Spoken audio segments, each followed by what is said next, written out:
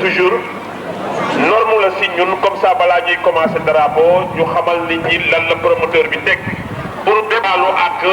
ñetti combat yi nga xam ne ñoom ñoo nekk si dëggi géew gi commencer bore te xamuñu lan la ñuy bore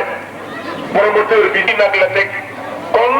poids lourd yi ñuy bore tey juróomi nag lañ si teg ku daan da nga am ñetti nag ku daan da nga am ñaar loolu aussi ñoo ngi leen koy yégal nekk nii si digg géew gi am nañ ñu koy bare voilà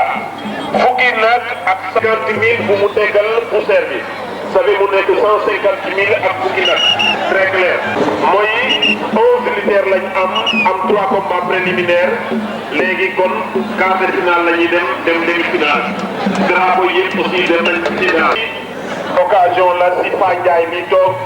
mi nga xam ne moom mooy gérant wu suy ma yi yogan yi jëkkëram ñoom ñoo ñu ko defal daaw taxawoon nañ ci gërëm leen mais nekkuñu fi woon sax subaana yàlla hono ne dogal fooro nga di seetaay bele booba xaadalele subaana yàlla hono ne dogal fooro nga di seetaay